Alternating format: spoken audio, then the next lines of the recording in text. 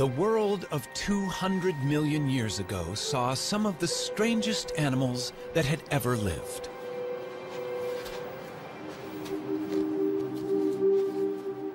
Nothing about them suggested they would become a huge success.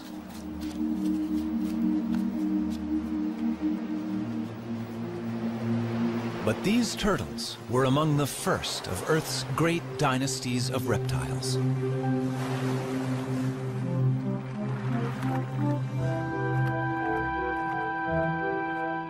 Turtles then and now are unique. Their bodies are encased in armor, and that shell has changed little over millions of years.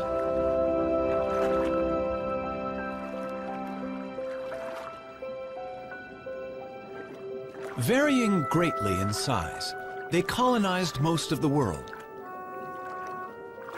But wherever they live, the basic shape of a turtle's body remains the same. Some land-dwelling turtles, or tortoises, are quite small. Others have become famous as giants. Some long-necked types are at home in and out of fresh water. They and these shorter-necked turtles are known as terrapins.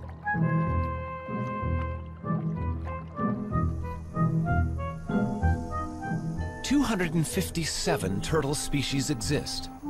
They live in every environment, from the driest of deserts to the coldest extremes.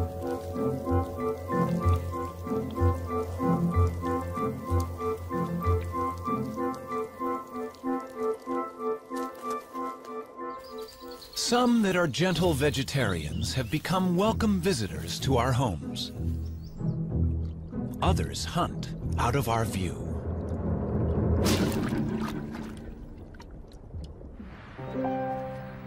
Older than the birds, all turtles may owe their success to their simple design. But what future is there for turtles living life in a shell?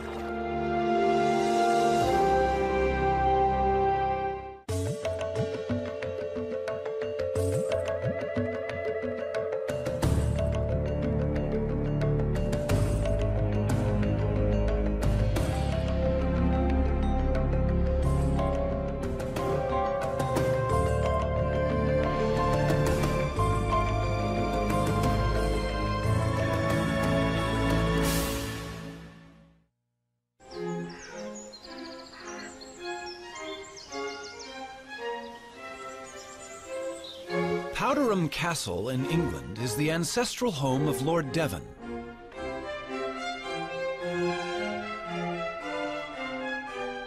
It's also the home of Timothy, a rather venerable tortoise.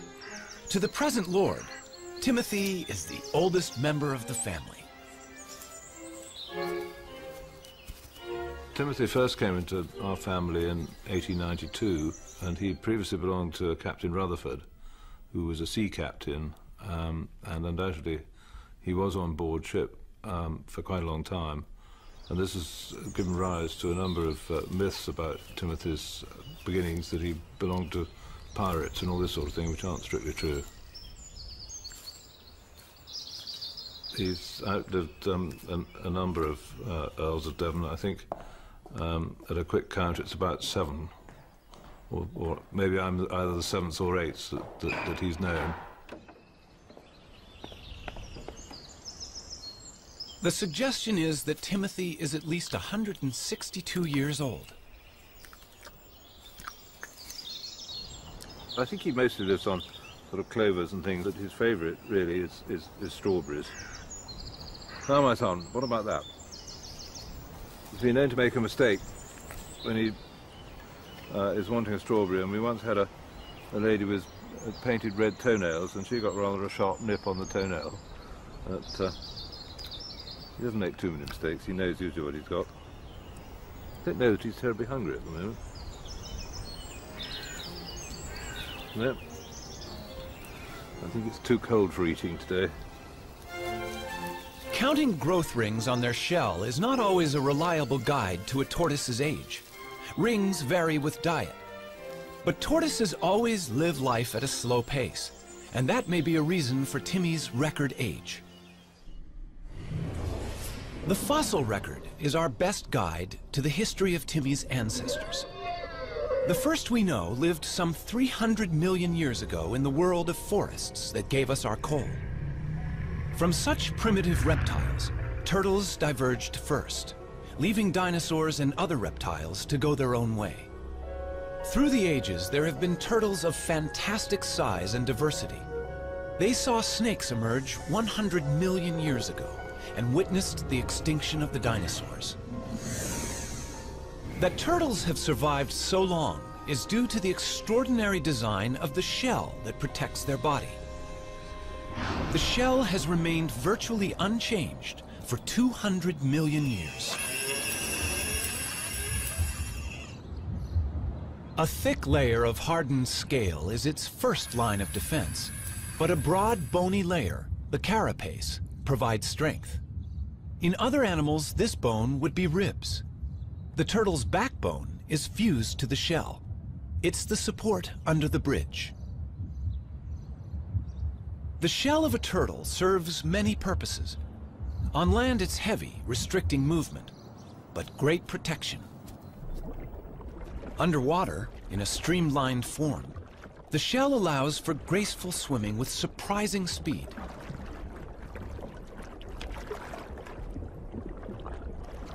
Power is provided by huge front flippers.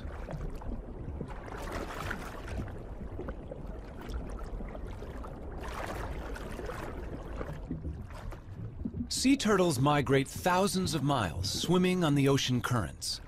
Their hind limbs are mainly used as rudders for steering. Legs have no appeal for these sailors. Sea turtles only emerge onto land to nest, and even then, flippers are sufficient to haul the turtle over a beach.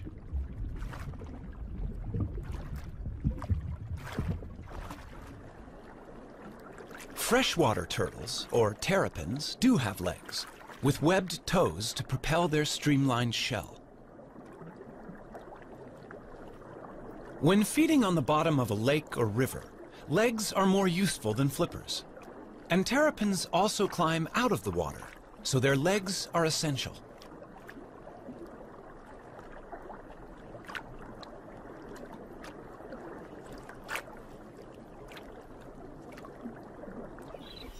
A tortoise, walking on land all the time, needs strong legs, in this case to carry it out of danger. The pancake tortoise also has a flattened shell that's handy for fitting into crevices. A caracal can easily spot a meal in these cracks, but the shell of this tortoise, being flexible, can be tightly wedged in the rock. This pancake tortoise's casing defeats the inquisitive cat.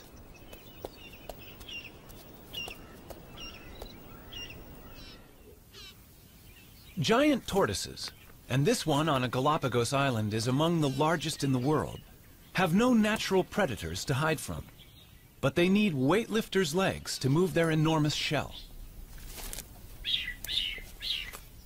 This one is hauling a house that weighs nearly 300 pounds and is over an inch thick.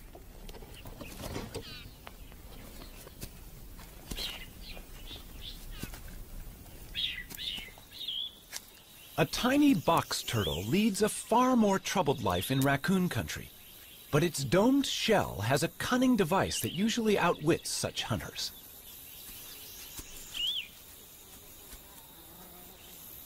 It's time to take evasive action.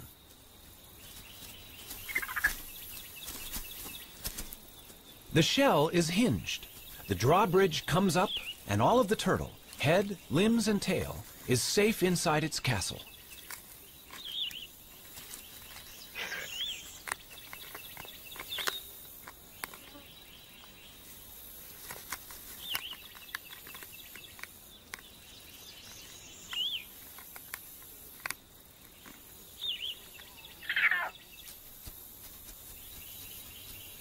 Only when the raccoon retreats will the turtle venture out.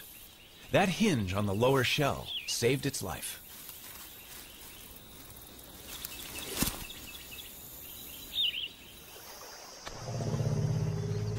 The turtle's shell has survived some huge challenges over millions of years. But sometimes, no matter how good the design, the odds can be against it.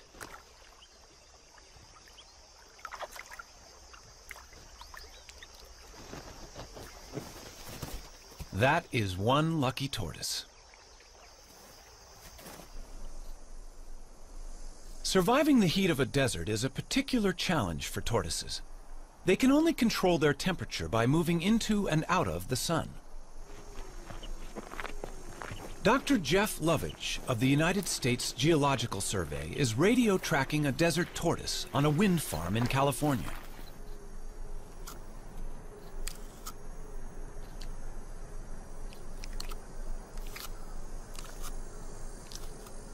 Desert tortoises have recently started to decline, and Jeff wants to find out why. Well, here's one of our females. Hello.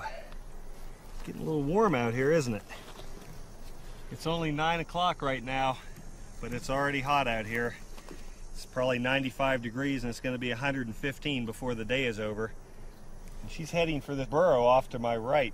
The tortoise needs the burrow to survive and protect itself from the extremes that are so characteristic of the desert. 115 degrees. 30 degrees more than even this desert tortoise could survive out in the open. Look at her walking into my shadow. Desert tortoises take advantage of every opportunity they can to become cool in the midday sun. At the other end of the thermometer, extremes of cold present their own challenge. Some turtles in Canada can survive freezing temperatures. Called painted sliders, their frozen bodies are not drawing breath, and their hearts are not beating, and yet they are not dead.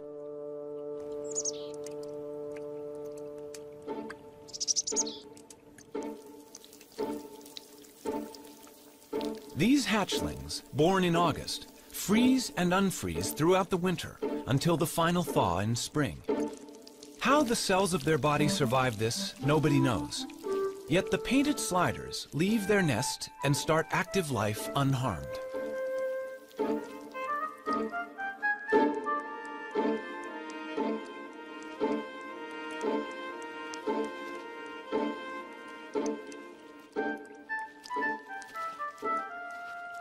Such marvelous abilities to survive were entirely to the turtle family's advantage, until humans appeared on the horizon. In the centuries before refrigeration was invented, it was sailors who took advantage of the turtle's special qualities. Since turtles can survive for several months without food, they could be carried aboard as a supply of fresh meat. Killing turtles for their tasty meat is a very ancient practice. Wham! That's a direct hit. It's painless for the turtle, though, because we use a special kind of harpoon point, just enough of it to penetrate his tough layer of shell. That is now known to be nonsense. Nerve endings by the hundreds fill both shell and bone, but myths die as hard as the turtles. These turtles weigh from 300 to 500 pounds, and their age is estimated at 1 pound to the year. By the start of the 20th century, overexploitation had brought some kinds of turtles to the brink of extinction. Today, turtle soup and meat consumption continues despite international laws, which attempt to protect endangered turtles.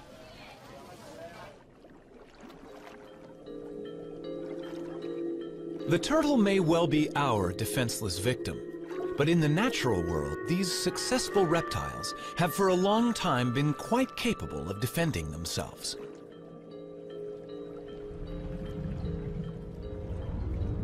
Tiger sharks and their relatives kill sea turtles in deep water. But in these shallows, this loggerhead turtle can turn the tables.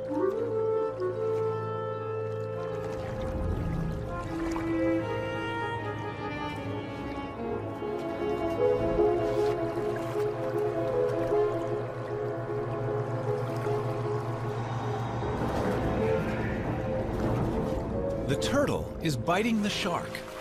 It has no teeth, but the sharp serrated plates in its strong jaws can inflict serious injury. In shallow water, the shark's movements are restricted, and it has difficulty fighting back. After a breath of air, the valiant turtle can return to feeding. It can give as good as it gets.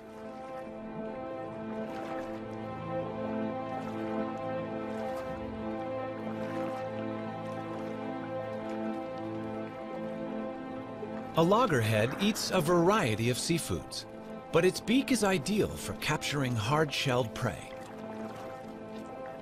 Bad luck for this crab.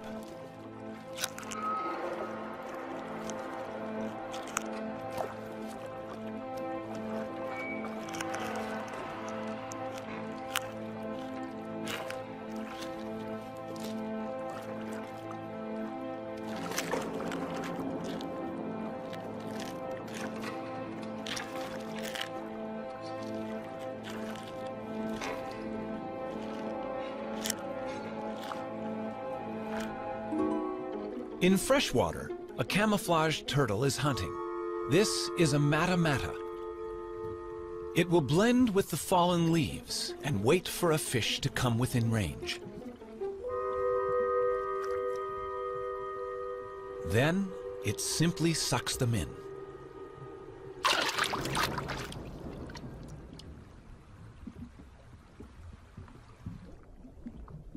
The fearsome jaws of an alligator snapping turtle gape and reveal a worm-like appendage on its tongue. Lured by its wriggling, a fish investigates this death trap.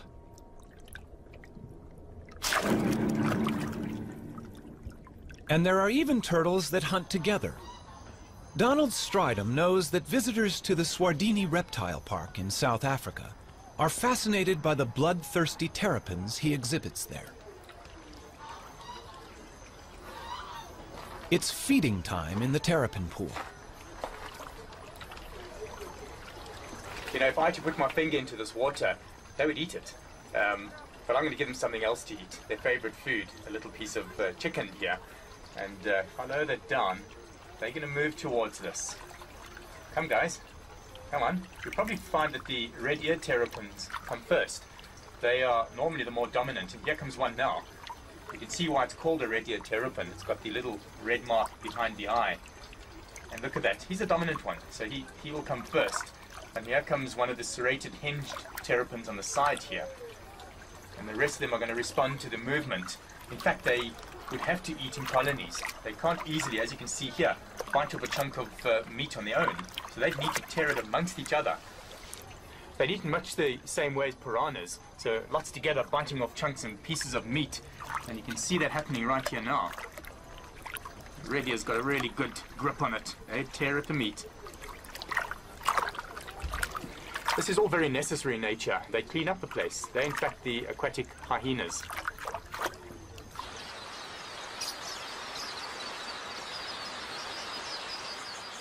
Forget big game watching here. Keep your eyes on these little guys. Eating chicken on a plate in the reptile park is nothing compared with how these terrapins feed in the wild. The predator sizes up its prey, these quelea, which flock in the thousands. One terrapin grabs a bird. The others crowd in to snatch what they can.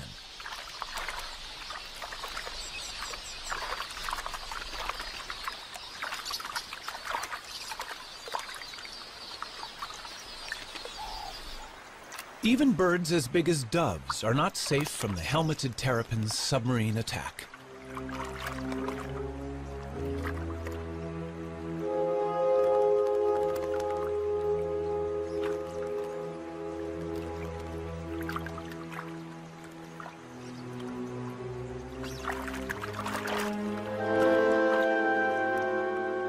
A lone terrapin could overcome the dove, but hungry rivals are on their way.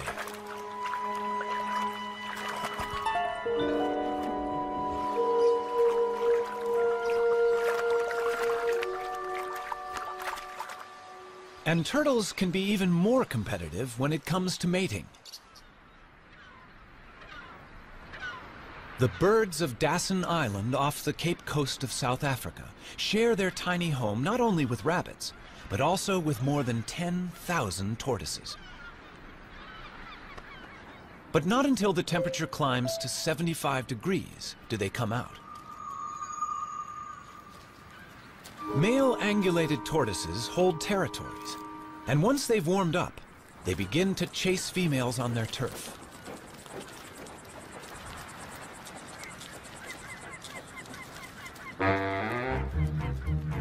Once he's found one, he won't easily let her go. So far, so good, but he's chased her onto another male's territory, which will upset his plans.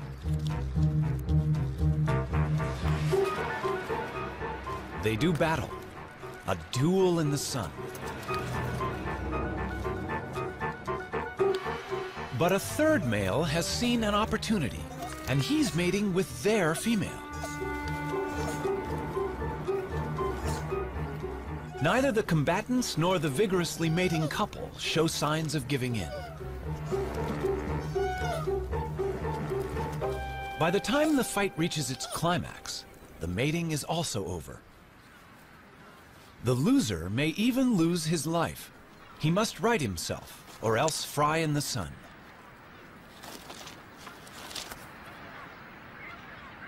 The temperature is rising rapidly. He must get into the shade. But that's hard to find with 10,000 competitors. His answer is to dig in, covering head and limbs and using his shell as a sunshade.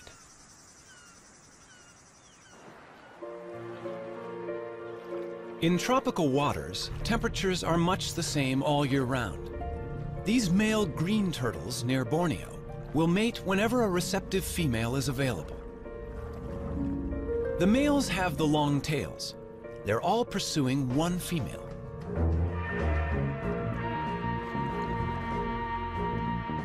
A male succeeds in locking onto her shell and mating with her. Rival males are surprisingly vicious in trying to interrupt his success. These powerful jaws can injure a flipper. And not only the mated male, but other rivals are also getting bitten. But to no effect. The desire to mate is strong, and only when he has succeeded will other males have a chance to take his place.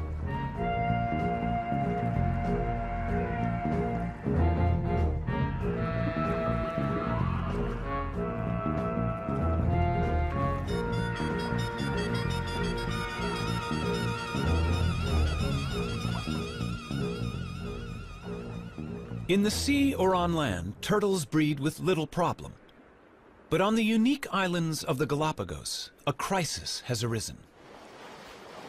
At the Charles Darwin Research Station, the fortunes of the famous Galapagos Island tortoises are being carefully monitored. These tortoises are giants, among the largest in the world. And they are more than just a tourist attraction. They're endangered, and their survival depends on them breeding in captivity here.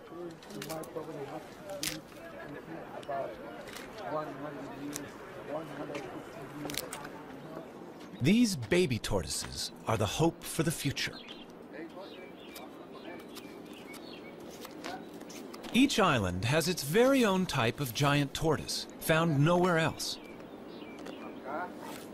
And in these pens, babies are being nurtured until they're ready to be taken to their particular island home.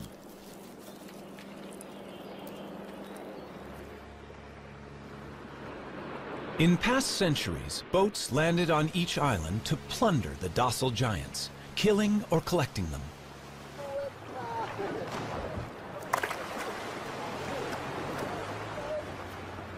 Today's boat is helping to right that wrong, bringing in young tortoises to replace those that were taken.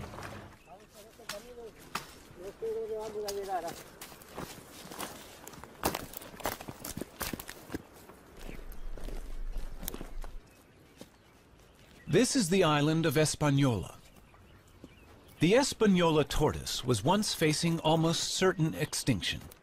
Now, the future arrives in a bag.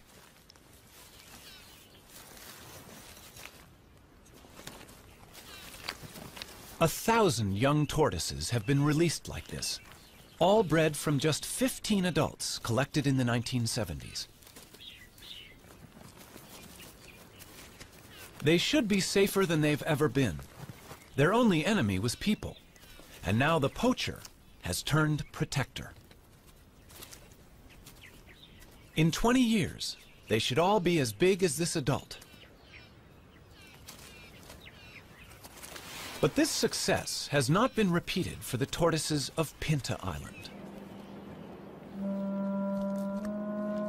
The last remaining resident of Pinta is living out his old age at the Charles Darwin Research Station. They call him Lonesome George. More than 70 years old, he's the last of his species.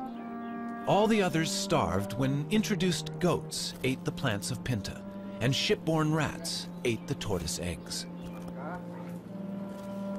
Zoos and private collections worldwide have failed to turn up a relative. And even if a mate were found, he could be too old to breed. The Pinta Island tortoise may be the first turtle species to become extinct in the 21st century.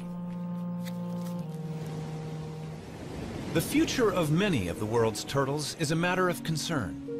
Even the olive Ridley sea turtles, famous for their mass egg-laying on this beach in Costa Rica, are arriving in fewer numbers each season. Randall Araus is familiar with the spectacular aribata, as it's called, here at Osteonal. Ever since I was a very young boy, and I was always interested in marine biology. But then one day, it was 1982, I was a second-year biology student.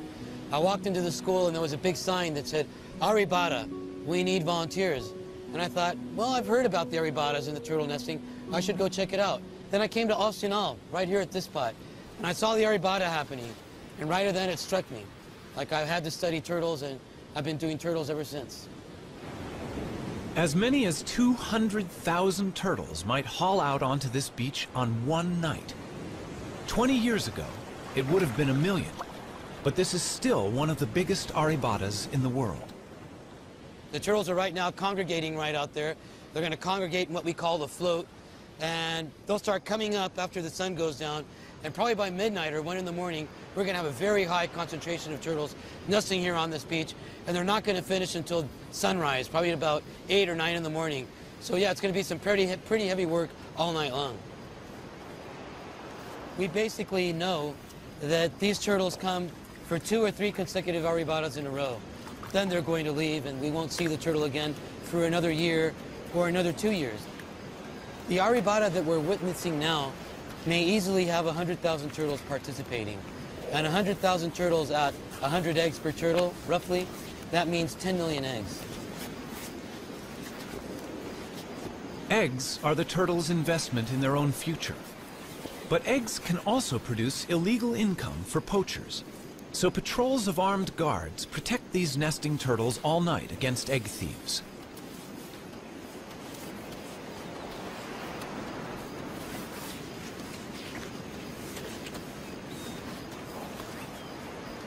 This female may have mated with several males offshore. So each of her 60 to 100 fertilized eggs may have a different genetic composition, which is healthy for the future of olive Ridley turtles. Randall can also inspect the health of an individual while she's laying. She seems to be unaware of him and in a kind of trance. He examines her gently for signs of disease or injury while she's in this curious, semi-conscious state. Just why she enters this trance is not yet known.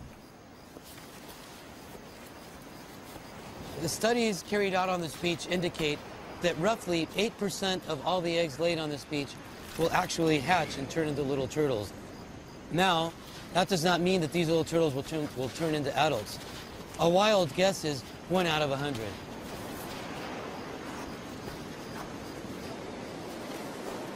This beach at Osteonal is only about 4.5 miles long. And with turtles still arriving to nest at dawn, There is not much space left, and some inevitably dig up the nests of others.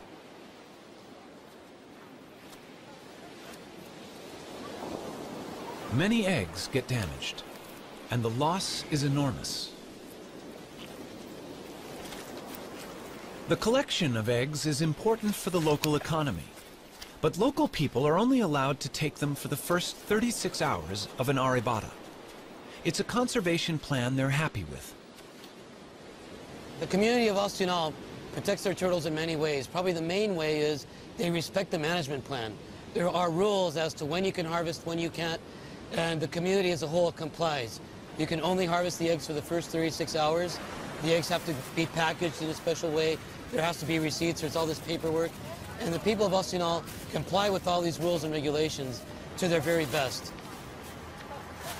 And they get a good harvest without harm to the turtles. Soft-shelled, the eggs travel well to a luxury market, where some are enjoyed over the bar in a pricey drink they call baka.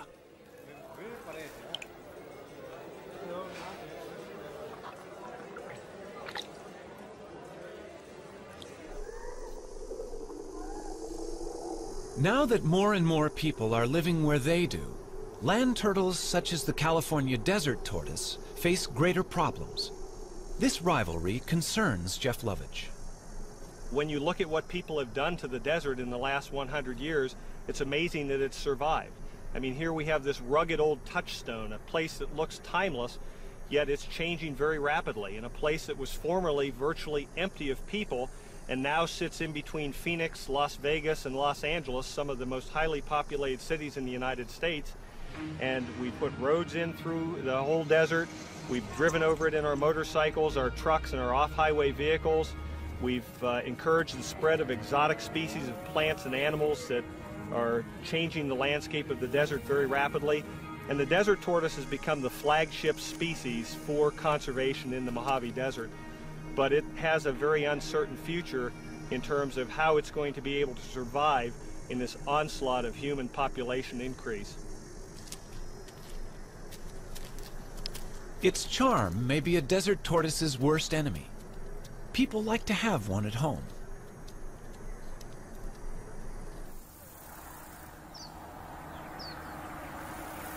Problems arise when the once loved pet outgrows its welcome. It seems so easy and kind to let it go in the wild. But Fred, or whatever his pet name has been, is about to cause problems among the wild tortoises he will inevitably meet. He appears to have a cold, a viral infection that he'll soon pass on to others.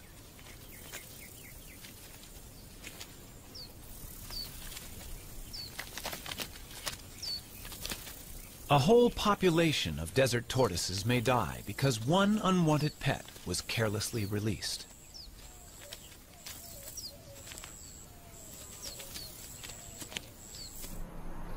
Close to towns, tortoises are presented with other problems.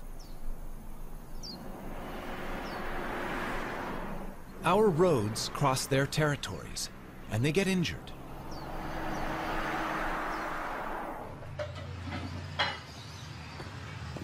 Very injured turtle. Another casualty for the vet. But this one is not from a traffic accident. Hi, what do we have here? Oh, let's have a look. Poor thing.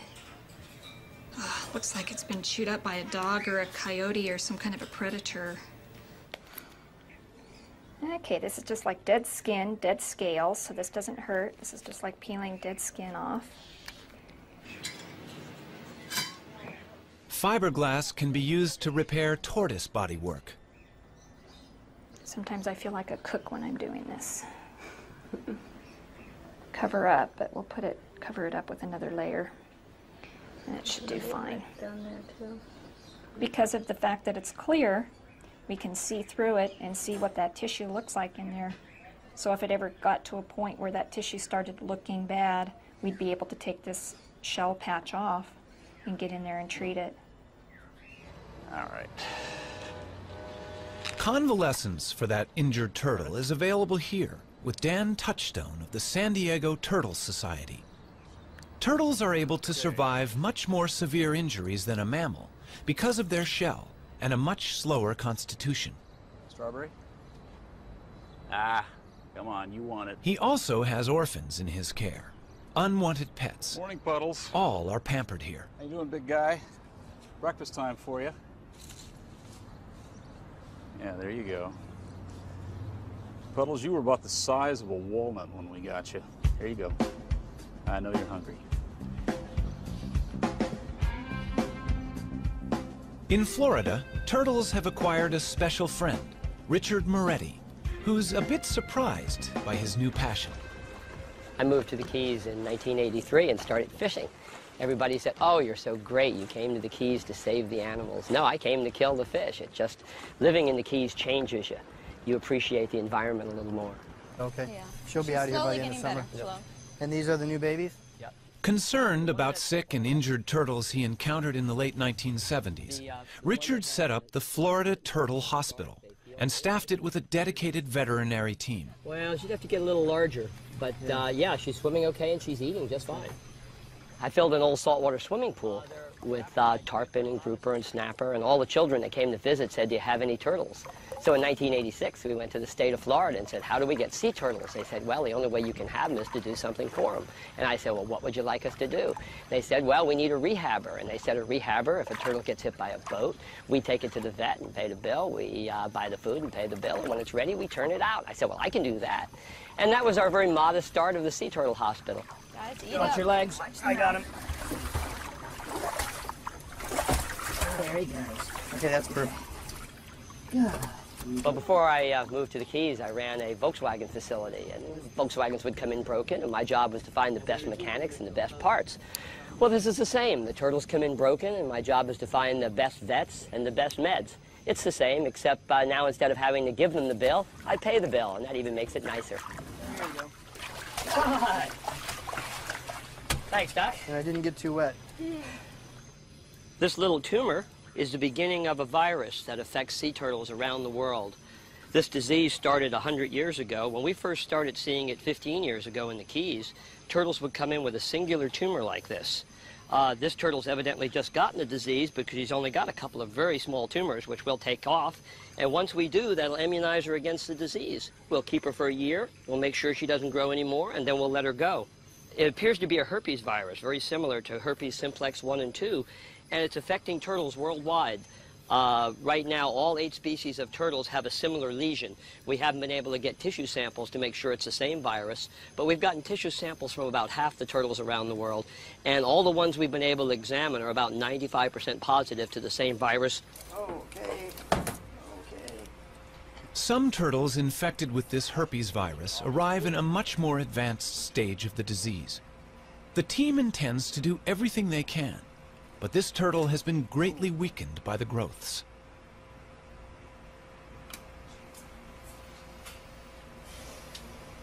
Notice the contrast difference. You have a radio opacity here. Notice it's not bone dense and it's not soft tissue dense. I'm concerned about these. We definitely need to go in and do the endoscopy and document that they're there with some digital photographs. Okay. And the reason, too, that we have her on her back like this is that way we don't accidentally poke into something like an intestine or a bladder. Here, see, now we're in. That's got to make her feel so much better. Okay, gang, here we go. I'm going to pass this directly in. There we go. The endoscope does not reveal good news. They can recognize large tumors within her body. In the wild, she may not have lived much longer. We have what we need. Okay, now we need to roll her back over. Okay. Because I need to put a suture in there. Suture in there? Okay. Well, that's not good news for this baby, unfortunately. Easy. They can do nothing for her except ease her pain and put her to sleep.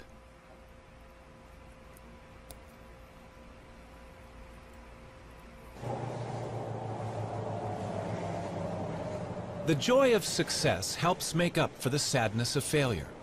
And today, 4 rehabilitated turtles are going home. They look like they're ready. Yeah, after never being out of a tank, they're going to enjoy this big tank called an ocean, huh? All right. Have lots of babies, guys. Are you ready for this? You look ready. You're beating me up already? You got your jewelry? Yes. Okay. You can go.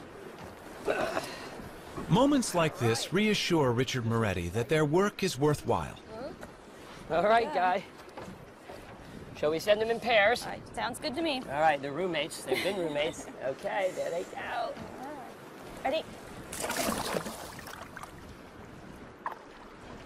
Usually when you see wildlife being worked on, it's usually on a picnic table with a buck knife.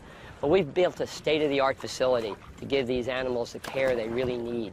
Those little turtles that were just released, when they came in, they had been trapped in roots when they were born, and they struggled to get out. And they were cut all the way to the bones, all over their body from struggling with those roots. It took us 2 years to get them ready, and you saw those were nice, healthy turtles. And the feeling, taking a wild animal that's going to live a lot longer than I will, back out into the ocean and turning it loose for future generations, well, you can see, goosebumps. It's great. Nothing feels better than being able to put something back for the future.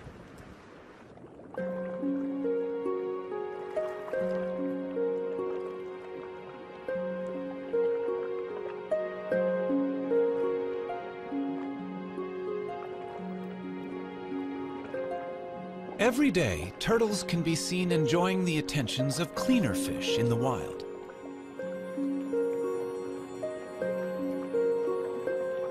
The fish feed on algae, and in doing so, clean the turtle's shell. It's a partnership that's millions of years old.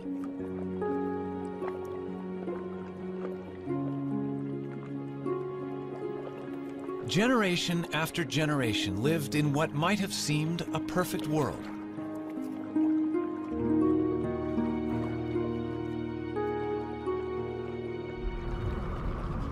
But change is sweeping through the ocean.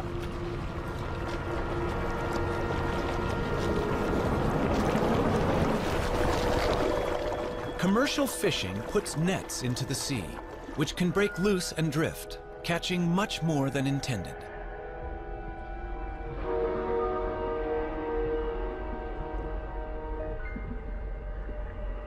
These death traps can also snare and drown frightened turtles. Helplessly bound, they cannot swim to the surface to breathe. Shrimp nets have also taken a toll on turtles. Scientist John Mitchell. In the late 1970s and early 1980s in the southeast region of the United States, we estimated that approximately 40,000 sea turtles were killed incidental to shrimp trawling. And this problem created a need for either a shutdown of the fishery or the development of some apparatus or a technique to exclude the sea turtles from the trawl. What they developed was TED, a turtle exclusion device. It's tested inside the trawl net of a working fishing boat.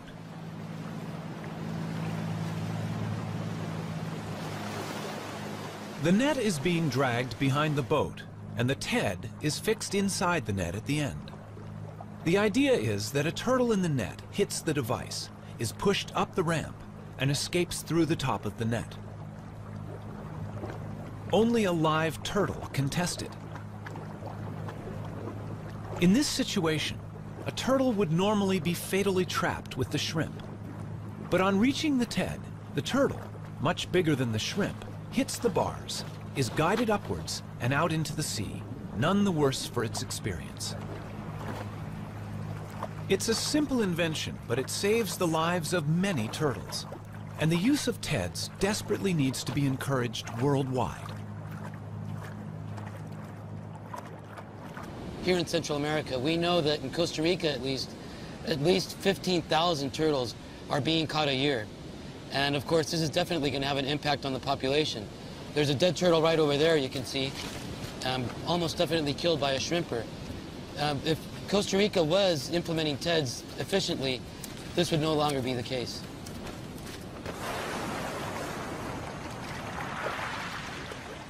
In the sands of this beach at Ostional, the olive Ridley turtles have been developing for some 60 days.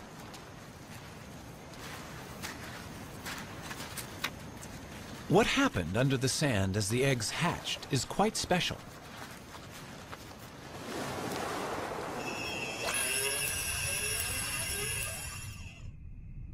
The eggs at the bottom of the nest hatch first.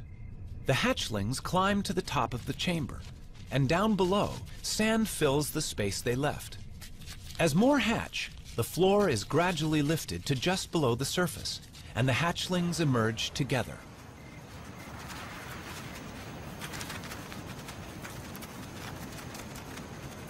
Once out of the nest, hatchlings must head for the sea.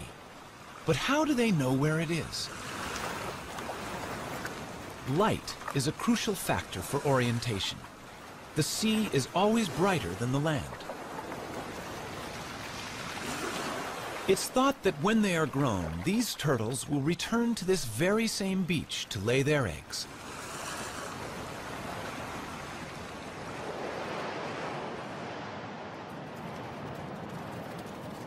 Turtles also hatch in daylight.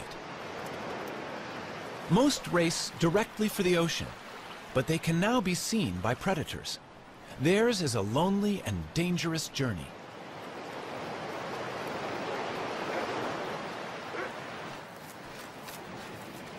On this beach, almost every animal has a taste for turtles.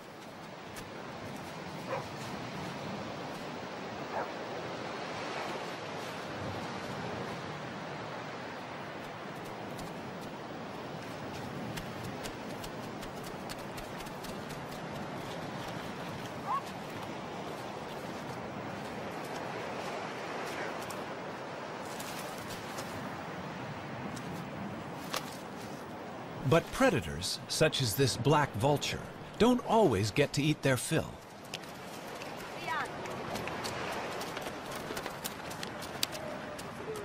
Survival of the turtles is important to the local people.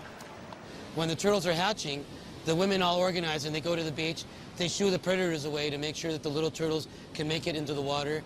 They try to make sure that all these little turtles make it to the water safely, because of course it's to their best interest to make sure that these little turtles make it to the water. They eventually turn into adults and come back and participate in an arribada 10 years down the road. Although some 10,000 hatchlings will survive to become adult turtles, remember 10 million eggs were laid in these sands.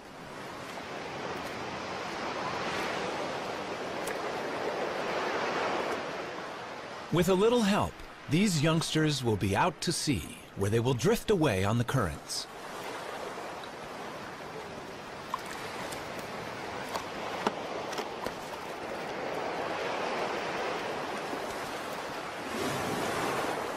No one knows where they go.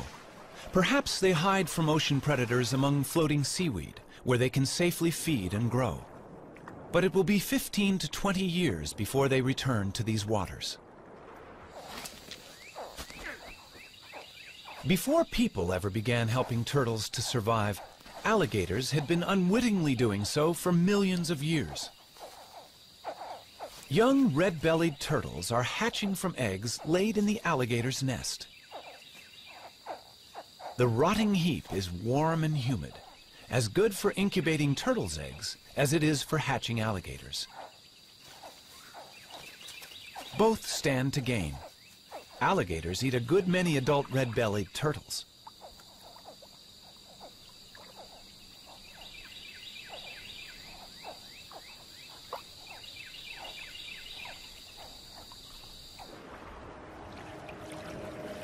For 200 million years, turtles, with their curious bodies encased in their remarkable shells, have endured all manner of change around them. Today's world is unlike that of long ago. The oceans are threatened by human pollution and greed. Ancient homelands have become deserts. Islands are overrun by vermin. And the future for these reptiles may depend on us. We don't know really what role they play in the overall scheme of things with the ecosystem. And I think that's one reason why we should use any means to protect them. There are many, many animals that we really don't, humans don't see a need to spend the effort and the time to conserve, but just the fact that we don't know, I think, means that we should. Throughout the world, irrespective of culture, there is an affinity for the turtle. Throughout the world, we have myths that ascribe various characters and features to turtles that we like to teach our children, like being steadfast and being resolute. Here in this country, we have our own myth about the tortoise and the hare, and we teach our children that being steady and continuing to run the race can lead to victory. You don't have to be the fastest, you don't have to be the best. This year we were really excited. One of the turtles that we took a flipper off of last year and turned her loose, it was a great big female, probably about 50 years old. She crawled up on a beach in Central Florida and laid eggs this year. And that's really exciting because, you know, up to that point, people usually kept turtles with one flipper in an aquarium or in a park. Well, we proved that 3 flipper turtles can go out there and add to the genetic makeup, and they can actually crawl up on the beach with 3 flippers and have their babies and lay their eggs.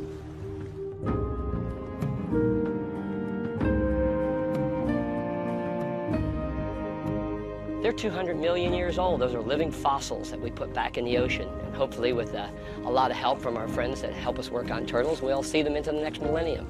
But it makes you feel really good. You know, we use so much of our assets and our environment up. It's so nice to put something back for the future.